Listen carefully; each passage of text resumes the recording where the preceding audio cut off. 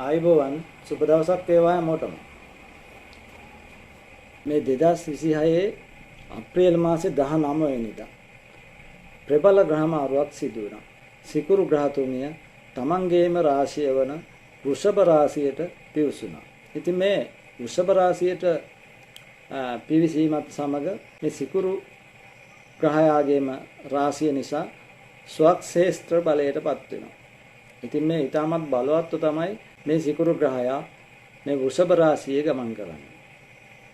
ඉතින් මේ අනුව බැලුවම ලග්න 12න් ලග්න 9කට සුබඵල හිමි කර දෙනවා.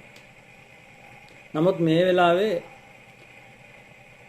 සිකුරු බලවත්ව තමන්ගේම රාශියේ ස්වක්ෂේත්‍ර බලයෙන් ගමන් කිරීම නිසා ලග්න 9 නෙමේ සියලුම ලග්න වලට සුබඵල ලබා ගැනීමට හැකියාව පවතිනවා. ඉතින් මේ ලග්න අතරින් සඳුට හිමි කටක ලග්නය පිළිබඳව කෙටි පලාපල විග්‍රහයක් කරන්න තමයි මේ සූදානම් වෙන්නේ. ඉතින් මේ අප්‍රේල් මාසේ 19 වෙනිදා සිට මැයි මාසේ 14 වෙනිදා දක්වා වෘෂභ රාශියේ ගමනේ යෙදෙන සිකුරු දවස් 25ක් දින 25ක් පුරා මේ වෘෂභ රාශියේ ගමන් කිරීම නිසා කටක ලග්න හිමියන්ට විශේෂ සුබඵල හිමි වෙන කාලයක් වෙනවා. ඉතින් මේ කටක ලග්න හිමියන්ගේ 11 වෙනිදේ තමයි මේ සිකුරු ගමන් කරන්නට යෙදෙන්නේ. තමන්ගේ සියලුම ලැබීම් ගැන පවසන 11 වෙනි අයස්ථානයේ. ඉතින් මේ සිකුරුට 4 වෙනි කටක ලග්න හිමියන්ගේ 4 වෙනිද අයිති වෙනවා. ඉතින් මේ 4 වෙනි සහ 11 වෙනි අධිපති තමයි සිකුරු.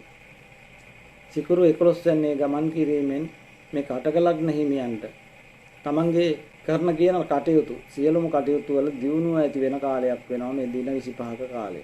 ඉතින් ඒ වගේම තමන් මේ වෙළඳ ව්‍යාපාර කටයුතු ස්වයං රැකියා කටයුතු ආදී කටයුතු වල විශේෂ දියුණුවක් ඇති වෙන යම්කිසි ප්‍රගතියක් දැකිය හැකි කාලයක් වෙනවා.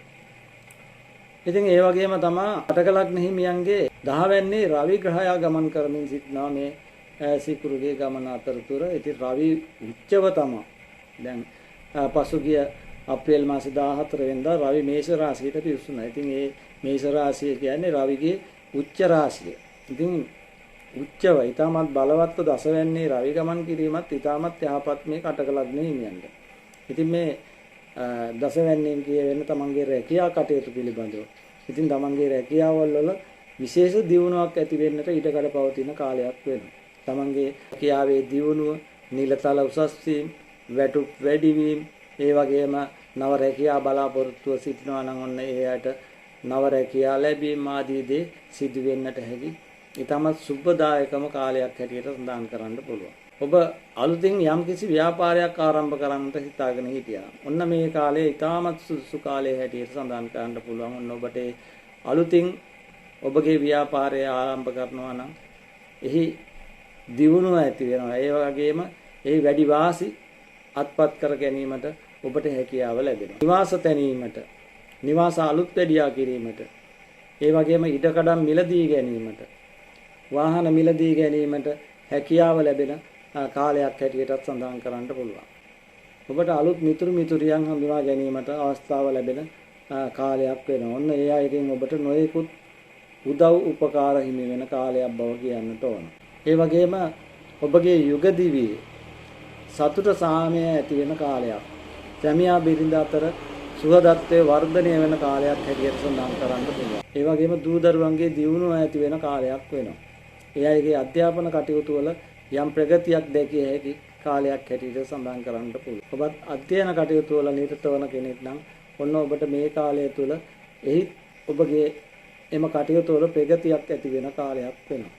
ඒ වගේම ඔබ තරංග විභාග සම්මුඛ පරීක්ෂණ ආදී දේවල් වල සහභාගී වෙනවා නම් ඒනුත් ජය හිමි වෙන කාලයක් හැටියට සඳහන් කරන්න පුළුවන්. සියලු දෙනාගේ පිළිගැනීමට ලක් වෙන කාලයක්.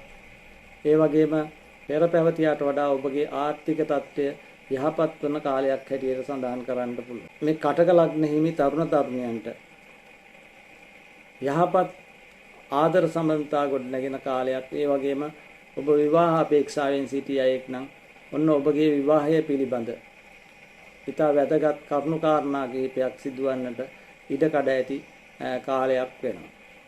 ඉතින් මේ සියලුම සුබඵල මේ සිකුරු ග්‍රහය වෘෂභ රාශියේ ගමන් කරන කාලය තුල දින 25ක කාලය තුල ඔබට ලබා ගැනීමට හැකියාව පවතිනවා. ඉතින් ඔබගේ ජන්ම කේන්ද්‍රයේ සිකුරු ග්‍රහය බලවත්ව සුබ ස්ථානයක පිහිටා ඇතනම් ඒ වගේම සිකුරුගේ මහා දසා අතුරු දසා විදසා වැනි දසා කාල ඔබ ගත කරනවා නම් නොඅඩුවම ඔබට මේ සුබඵල ළඟා කර ගැනීමට හැකියාව පවතිනවා.